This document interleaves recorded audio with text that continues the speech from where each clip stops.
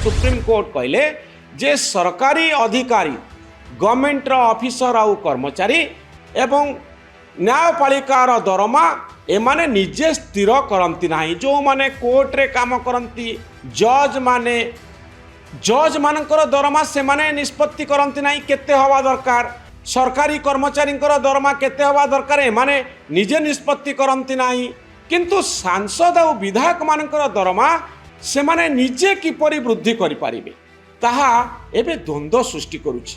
सांसद माने निजे समानकर दरमा एवं सुविधा निर्धारण करिबा एक नैतिक प्रसंग बोली सुप्रीम कोर्ट कहछन्ति। निजे निजर दरमा बढ़ाइबा हेउछि एक नैतिक अर्थात मोरालिटी क्वेश्चन नैतिक मूल्यबोधर प्रश्न जे मो दरमा को निजे केमती बढ़ाई देबी।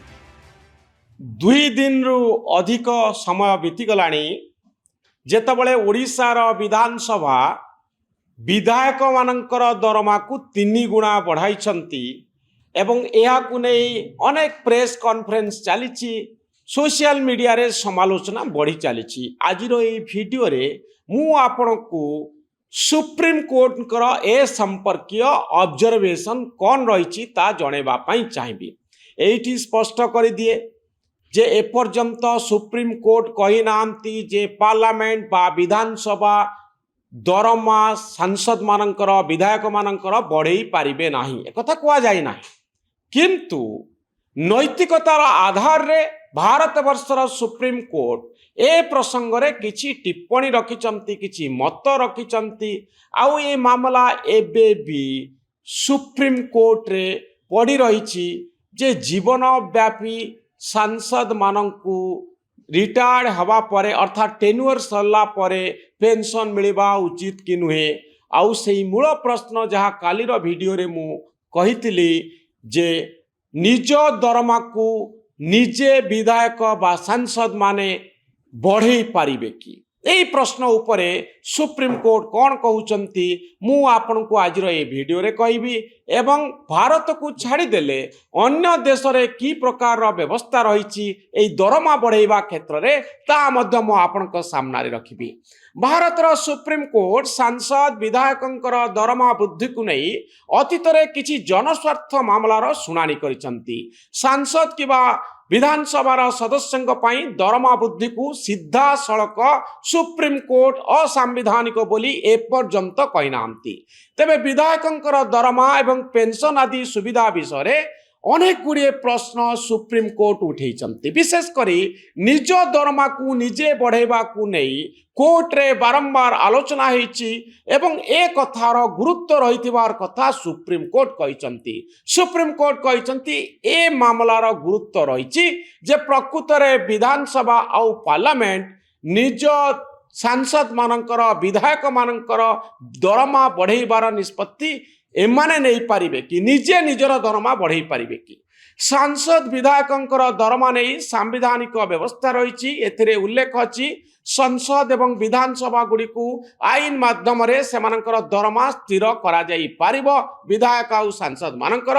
तेबे केते बढ़ाइबा उचित ताहा संविधान रे उल्लेख नाही जे दरमा केते बढ़िबो दरमा बढ़ाई पारिबे केते बढ़ाइबे 3 गुणा बढ़ाइबे 4 गुणा बढ़ाइबे 2 गुणा बढ़ाइबे ए बढ़ाइबा केते हबा दरकार यह संविधान रे उल्लेख नाही।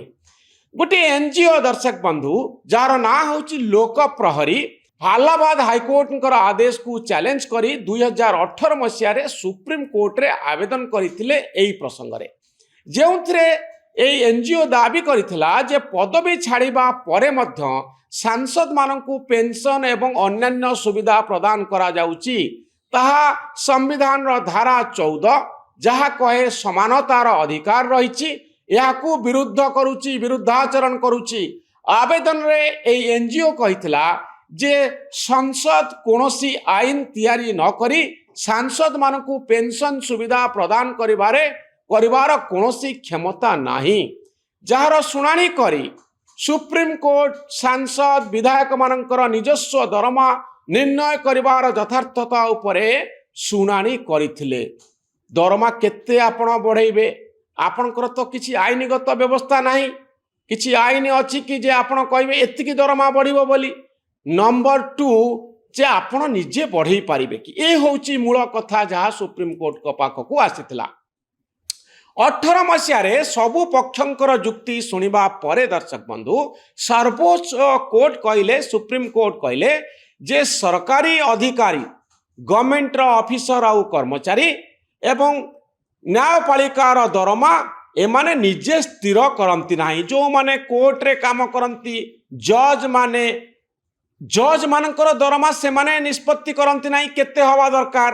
ସରକାରୀ କର୍ମଚାରୀଙ୍କର ଦରମା କେତେ ହେବା ଦରକାର ଏମାନେ ନିଜେ ନିଷ୍ପତ୍ତି କରନ୍ତି ନାହିଁ। କିନ୍ତୁ ସାଂସଦ ଆଉ ବିଧାୟକ ମାନଙ୍କର ଦରମା ସେମାନେ ନିଜେ କିପରି ବୃଦ୍ଧି କରିପାରିବେ ତାହା ଏବେ ଦ୍ୱନ୍ଦ୍ୱ ସୃଷ୍ଟି କରୁଛି।